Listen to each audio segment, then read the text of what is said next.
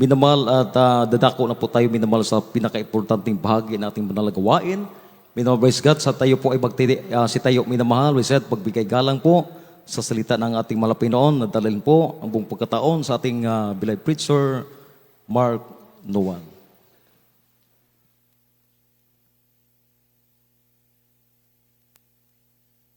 God bless you po, beloved preacher, Brother Eugene. Tayo po'y dumalangin sa ating mahal na Panginoon. Dakilang mapagpalang Ama, Diyos, na makapangyarihan sa lahat. Aming pinakamamahal na Panginoon Jesus, ngunit panalangin ng mahal na Pastor, Willis Radal Meda. Maraming salamat po, Diyos, mga naunang bahagi ng malagawain sa magdamag na ito na yung pinagpalat nilang isan, tinanggap niya sa kalangitan, mahal na Panginoon. Marami pong salamat sa mga naghayag ng mga buhay na patotoo, mahal na Panginoon, sa mga nagtapat sa pagbibigay, makapatiran, di lang himagod. Higit o Diyos, sa iyong banal na presensya, lagi mo'y binubuhos sa aming kalagitnaan. Maraming salamat po, Diyos. Patuloy na ikaw ay aming kapiling, mahal na Panginoon. At sa aming pong pag-aaral lang yung banal salita sa umagang ito, minsan ang papatawarin mo kami sa lahat na aming pagkukulang, pagkakasal, O Diyos, karumihan, kainan, karupukan. Forgive us, O God. Cleanse us with your blood. Remove all our iniquities, mahal na Panginoon. Aming dalangin, O Diyos. Minsan ang papagpalain mo kami muli sa pamamagitan ng iyong banal na salita. Ikaw po, O Diyos, maglagay ng mga kataga na lalabas sa aking mga labi, magsilbing daloy ang pagpapalang espiritual, dahil sa ganapong akin, ako'y isang maraming basahan lang sa iyong harapan, mahal na Panginoon. At sa unang panalangin ay malabas, Pastor Willis Radal Meda, aming sama-samang sinasaway. Ano ang gawa ng kaaway, hadlang pag-alinlangan, cast out in Jesus' name. In the name of Jesus, praise the Lord. Purihin po ang ating pong pinakamamahal Panginoon. Makabalik po tayo sa ating mga upuan. Bago po tayo magpatuloy, mga minamahal, amen. Nais ko pong ipaabot sa ating mahal Panginoon ang pinakamataas na pagpupuri, pinakamataas na pagsamba, pinakamataas na pagpaparangal, kadakilaan, tanging sa ating pinakamamahal na Panginoong Hesukristo po lamang ang Diyos na pinagbubukalan ng lahat ng uri ng mga pagpapala. Diyos na sagana sa kagandahang loob. Amen. Praise the Lord. And I give double honor and respect to our dearly beloved and honorable evangelist Pastor Wildy Israda Almeda, the end-time prophet of our loving God, and we always cherish the blessed memories and teachings of our dearly beloved Assistant Pastor Lina C. Almeda, our beloved Mama dear. Greetings and respect po to all beloved children, to all beloved Almeda family. Praise the Lord po. At gayon din po sa aking pagbibigay galang sa ating beloved po. Praise the Lord. Glory to God. Beloved Cyrene. At sa ating pong beloved Mami Esther. At sa lahat po ng inyong kasama. Salamat sa mahal na Panginoon. Patuloy po natin sila nakapiling sa pagpupuri, pagsamba sa ating mahal Panginoon. At gayon din po mga minamahal sa ating mga live webcast viewers, nakaantabay sa mga oras na ito. God bless you so much po.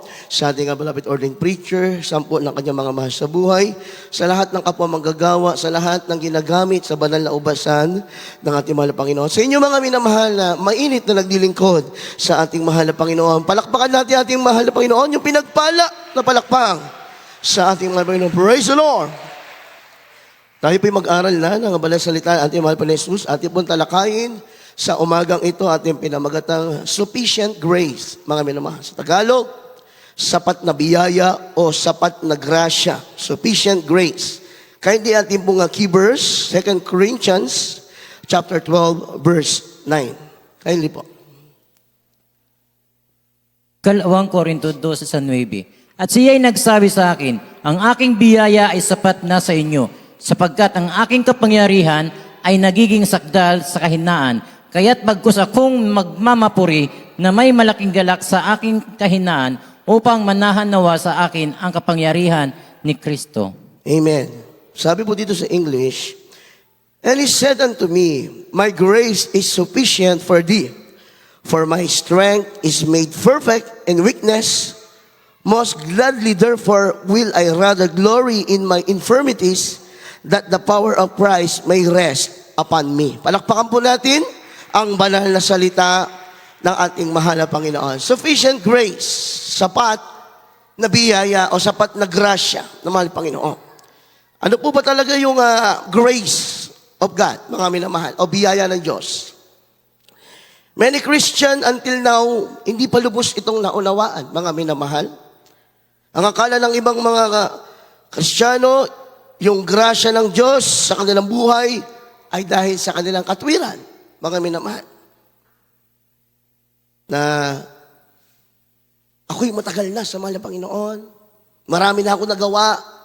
Kaya siguro kung magpalamig-lamig ako, magpatumpik-tumpik ako, kahabagan pa rin ako mahal na Panginoon. Maling pagkaunawa, mga minamahal. Everybody say amen? Kala ng iba dahil sa kanilang mga mabubuting gawa, mga minamahal. At inisip naman ng iba, yung grasya ng Diyos ay bagamat sila'y lumayo, lumihis ng landas, automatic pa rin, mga minamahal, na hahabulin pa rin sila ng mga pangako ng mahal na Panginoon. Hindi po ganoon ang ibig sabihin ng grasya ng Diyos. Everybody say amen. Palakpakan po muna natin ang ating mahal na Panginoon. Sa henerasyon natin ngayon, mga minamahal, maraming tao o sa buong mundo na mga nagsasabi na sila'y nagasunod ni Jesucristo, mga minamahal, na ang kanilang pagkakaunawa sa habag ng Diyos ay once you are saved forever. Maraming ganyan na paniniwala, mga minamahal. Mga katuruan sa mga iba't ibang pananampalataya, mga minamahal. Na yung iba, ginagawa na lamang lisensya. Ginagawang lisensya yung habag ng Diyos upang sila'y paulit-ulit na bumalik sa kasalanan. Na sila'y paulit-ulit na lumihis sa kalooban ng mahal na Panginoon. Dahil ang kanilang katwiran, ang Diyos ay mahabagin, ako'y gagawa ng kasalanan, at bukas ako'y magbabago, at ako'y tatanggapin pa rin ng mahal na Panginoon. Everybody say, praise the Lord. Maling paniniwala, maling pagkakaunawa sa grasya ng Diyos. Everybody say, praise the Lord. Wala po yan sa Bible, mga minamahal. In fact, ano ang sinabi ng Bible? You need to work out your own salvation with fear and trembling. Yan ang nasa Biblia. Everybody say, praise the Lord. With fear and trembling. Takot na lumihis sa kalooban ng Diyos. Panginginig, terribleng pagkatakot na magkasala sa mahal na Panginoon. Mga minamahal, yan yung sinabi ng Biblia. Wala tayong mabasa sa Biblia na kapag tayo ay nakakilala sa mahal na Panginoon, tayo ligtas na hanggang sa pagbabalik niya, na kahit tayo magpabaya, na kahit tayo lumihis ng landas, at tayo ay hindi manumbalik sa totoong paglingkod, at tayo ay ligtas pa din. Wala sa Biblia. Everybody say amen? Palakpakan natin ang ating pinakamamahal na Panginoon.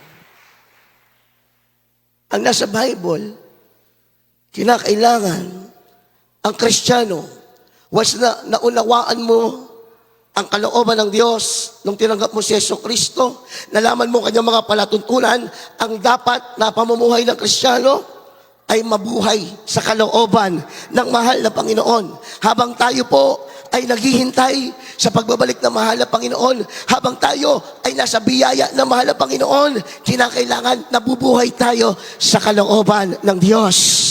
Everybody say, praise the Lord. Hindi porkit tayo po ay nasa biyaya ng mahal na Panginoon, gagawin ng iba, abusuhin. Gagawing lisensya na magpatumpik-tumpik na lang. Sa paglilingkod, mga minamahal, minsan, ng Kristiyano, dahil mali ang pagkaunawa sa grasya ng Diyos, minsan nakikiayon sa sanlibutan, mga minamahal. Minsan, nawawala sa kabanalan dahil ang mindset niya, ako naman ay nabubuhay sa biyaya ng mahal na Panginoon. Kaya kahit na siguro pwede ko naman subukan minsan ang makasanlibutan. Siguro pwede ko naman minsan tikman ang gawaing sanlibutan dahil ako'y nabubuhay sa biyaya ng Diyos. Maling paniniwala. Everybody say amen. Palakpakan po natin ang ating mahal na Panginoon. Pahabagi naman ng Diyos. Sabi nung pag-iisip nung iba, saka lang ako maglilingkod ng tapat sa mahal na Panginoon. Hindi pa ako, saka na ako magpapagamit sa Diyos. Hindi pa ako handa. Mahaba pa naman siguro ang panahon ng ating mahal na Panginoon. Saka na ako magtatapat sa mahal na Panginoon. Mahabagin ng Diyos. Maunawaan naman ako ng Diyos.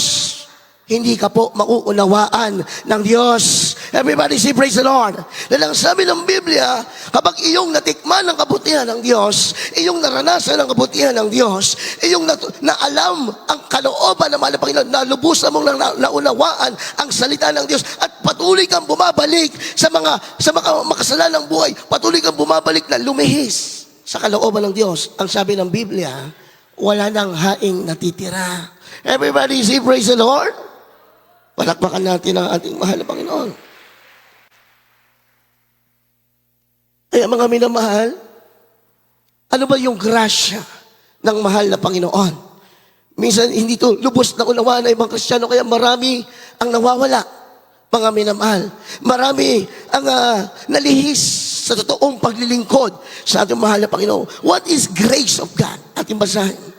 John chapter 1, 16 up to 17. Kindly.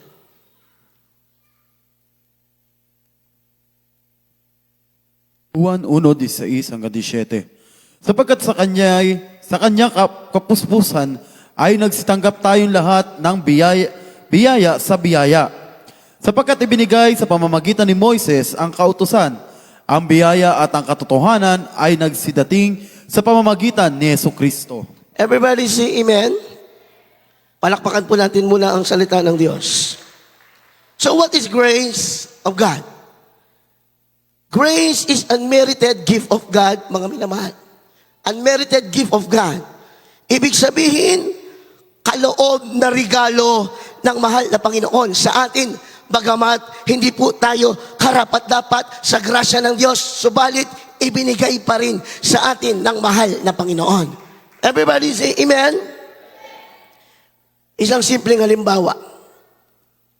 Halimbawa, mga minamahal. Alam mo yung nakatanggap ka ng napakagandang regalo. Sobrang ganda ng regalo. Napakamamahaling regalo galing sa iyong tatay. Galing sa iyong ama, mga minamahal. Pag-iisip ka ngayon, wala naman akong ginawang mabuti sa aking mga magulang. In fact, puro nga kapasawayan ang aking idinulot sa aking mga magulang.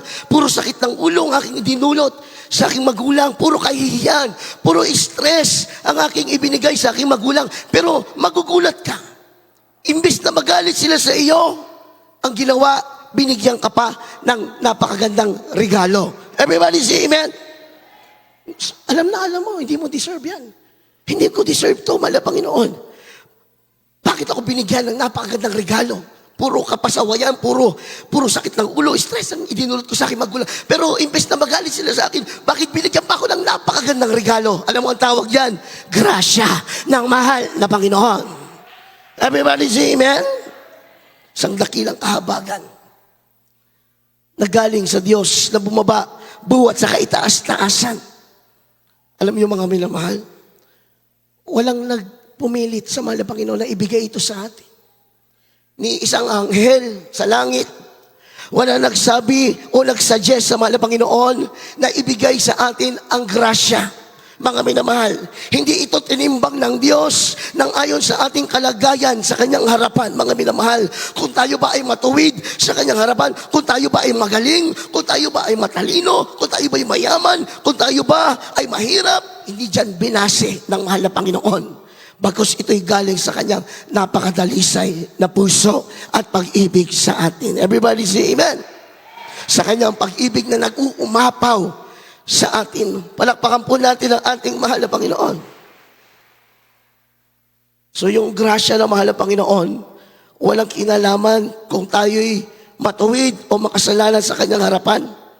Dahil ang sabi ng Biblia, yung grasya ng mahal na Panginoon sa atin, miski nung tayo nasa panahon pa ng makasalanan, siya po ay namatay para sa atin. Ibinigay niya yung grasya para sa atin. Everybody say amen?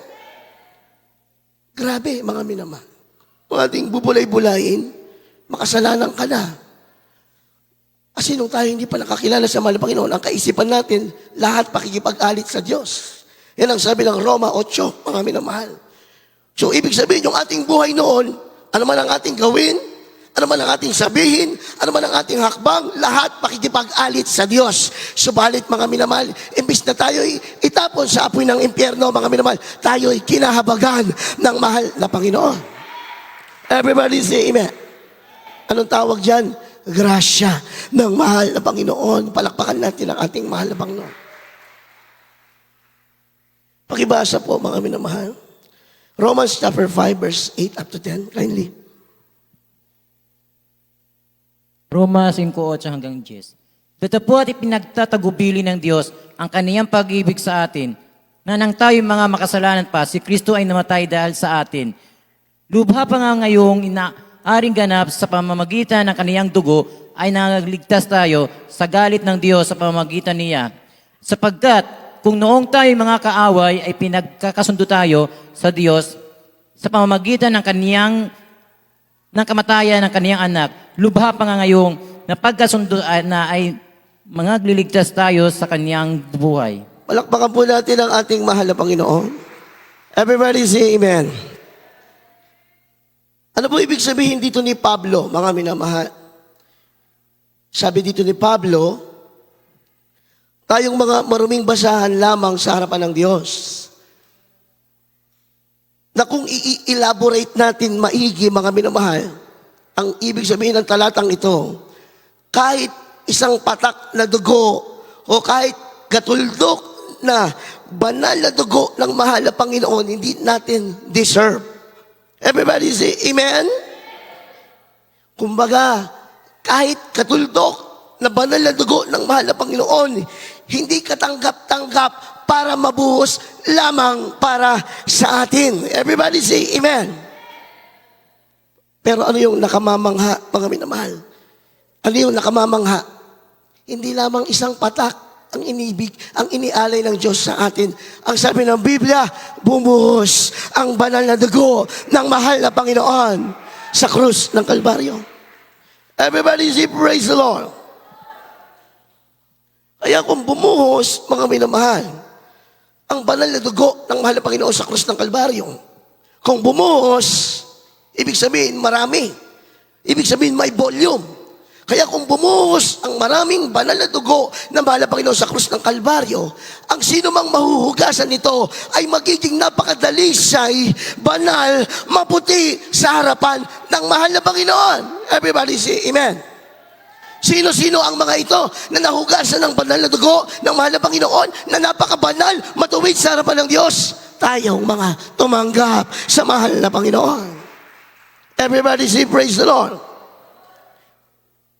Kaya mga minamahal, kung tayo ay nahugasan na ng banal na dugo ng mahal na Panginoon, tayo, mga minamahal, niga batak, hindi natin deserve. Pero ang binigay ng mahal na Panginoon, maraming banal na dugo, ibinuhos niya. So kung alang-alang sa atin, ibinuhos ng Diyos ang kanyang banal na dugo, pinaintulot niya, dapat, mga minamahal, tayo naman ay lumalayo na sa kasalanan. Dapat tayo naman na binanal na ng Diyos, tinubos ng kanyang banal na dugo, sinisikap natin na makasunod sa banal na kalooban ng mahal na Panginoon. Tinitiis mo yung tukso, tinitiis mo yung pagsubok, lumalayo ka sa lahat ng kasalanan, nilalayuan mo lahat ng pwedeng maging dahilan para ikaw ay magkasala sa mahal na Panginoon. Everybody say amen? Alam niyo mga minamahal, dapat meron tayong tinatawag na godly conviction. Alam mo yung godly conviction? Alam niyo yung magkasala ka lang kahit maliit lang, agad-agad umihingi ka ng tawad sa Diyos. Kahit alam mo na, hindi naman ganun kalaki yung kasalanan mo. So pero grabe ang conviction mo, umiiyak ka agad sa mahal na Panginoon. Mahal na Panginoon, patawarin mo ako. Ayokong maulit ang kasalanan ito. Everybody say amen. Dapat ganoon tayo. Since tayo nahugasan na ng banal na dugo ng mahal na Panginoon, kahit maliit na kasalanan, grabe ang pagsisisi natin sa mahal na Panginoon. Everybody say amen. Palakpakan po natin ang ating mahal na Panginoon. Pakibasa po mga minamahal, Ephesians chapter 2 verse 8 up to 9, pakibasa. Efeso 2:8 hanggang 9. Sapagat sa biyaya, kayo'y nangaligtas sa pamamagitan ng pananampalataya. At ito'y hindi sa inyong sarili, ito'y kaloob ng Diyos. Hindi sa pamamagitan ng mga gawa, upang ang sino man ay huwag magmapuri. Everybody say amen. Everybody shall praise the Lord. Sabi ng Bible, tayo nangaligtas lamang sa pamamagitan ng kanyang biyaya o grasya. Mga minamahal, hindi sa pamamagitan ng ating mabubuting gawa. Nung tayo hindi pa nakakilala sa mahal na Panginoon, ang tinutukoy dito, yung standard ng sanlibutan na mga mabubuting gawa, mga minamahal. Kaya nga yung ibang tao ayaw maglingkod sa mahal na Panginoon. Dahil ang katuwiran nila, mabuting tao naman sila. Hindi na nila kailangan maglingkod sa mahal na Panginoon. Ngunit ang sabi ng Biblia, hindi sa mga mabubuting gawa, kaya tayo nangaligtas. Everybody say praise the Lord. Kaya kung ating uunawaing maigi, mga minamahal, lahat po tayo kinahabagan lamang ng mahal na Panginoon. Lahat tayo nakatanggap lamang ng dakilang biyaya ng Diyos, mga minamahal. Kaya yung iba sa atin, nagagamit sa banal na ubasan ng mahal na Panginoon dahil lamang ito sa biyaya at habag ng mahal na Panginoon. Hindi sa ganang atin, mga minamahal. Hindi sa ganang ating talento, kaya tayo nakakatayo. Hindi sa ganang ating galing. Hindi sa ganang ating karunungan, kaya tayo nagagamit ng mahal na Panginoon. Ito'y sa dakilang biyaya ng mahal na Panginoon. Everybody say praise the Lord. Kaya nga po mga minamahal, minsan kapag may mga panahon na nagbubulay-bulay tayo, napapaluha tayo eh. Minsan mapagbulayan mo yung paglilingkod mo, mapapaluha ka. Bakit? Kasi maiisip mo minsan, may mga times na kapag nasa mabigat kang pagsubok, minsan nabibigo natin ang mahal na Panginoon, mga minamahal. Nabibigo natin siya. Pero kapag tinignan mo, mga pinag-aralan mo maigi, pagamat sa panahon ng mabigat na pagsubok at nabibigo mo minsan ng mahal na Panginoon, hindi nababawasan yung grasya ng mahal na Panginoon sa atin. Everybody say amen. Maluwa ka sa mahal na Panginoon. Minsan, maiisip mo, minsan tapat ka sa pagbibigay. Minsan naman, hindi ka nagtatapat sa pagbibigay. May mga ganyan, may mga nakakaunsil tayo na ganyan. Mga Kristiyano. Minsan tapat sa pagbibigay, pero may times na hindi nakakapagtapat dahil sa matinding pagsubok. Pero nagtataka ka, hindi ka pa rin pinabayaan ng Diyos na magutom, mga minamahal. Magtaka ka, hindi ka pa rin pinabayaan ng Panginoon na mawalan ng trabaho. Bagamat minsan hindi ka tapat sa pagbibigay. Hindi yan dahil sa iyong sariling kaalaman. Hindi yan dahil magaling kang dumiskarte. Ano ang tawag dyan? Grasya ng mahal na Panginoon. Everybody say amen. Yung mga Kristiyano, hindi nga consistent dumalo eh. Yung iba, dadalo lang pag Holy Supper. Yung iba, dadalo lang every anniversary. May mga ganyan, mga minamahal. Yung iba naman, makaalala lang sa mahal na Panginoon kapag may mabigat na problema, mga minamahal. Pero bigla mo maiisip, mga minamahal, teka, bakit ganoon? Napakadami kong pagkukulang sa mahal na Panginoon. Pero nakakatayo ka pa din. Hindi ka pa rin pinahintulot ng Diyos na mabuwal, mga minamahal. Alam mo ang tawag dyan? Grasya ng mahal na Panginoon. Naunawaan na po natin yung habag ng Diyos, mga minamahal. Naintindihan po ba natin? Everybody say amen. Minsan nga, may times na pagpapalit natin ang mahal na Panginoon sa ibang mga bagay. Pinagpapalit natin mahal na Panginoon. Hindi naman lahat, may ilan-ilan. Minsan wala tayong halos panahon sa mahal na Panginoon. Bibihira tayo makipag-usap sa Kanya ng taimtim na taimtim, mga minamahal. Pero kapag mabigat ang iyong pagsubok, mga minamahal, dumating yung matinding problema, dumating yung mabigat na pagsubok, mga minamahal, pag lumapit ka sa mahal na Panginoon, hindi mo maramdaman na siya'y walang panahon sa iyo, mga minamahal. Everybody say amen. Hindi mo maramdaman na ang Diyos malayo sa iyo. Everybody say praise the Lord. Lagi lamang naghihintay ang mahal na Panginoon sa atin. Mga minamahal, naghihintay sa ating oras, mga minamahal. Ano ang tawag doon? Grasya ng mahal na Panginoon. Everybody say praise the Lord. Palakpakan natin ang ating mahal na Panginoon. Minsan nga, sa ating, kasi may mga spiritual warfare tayo dito sa mundo eh.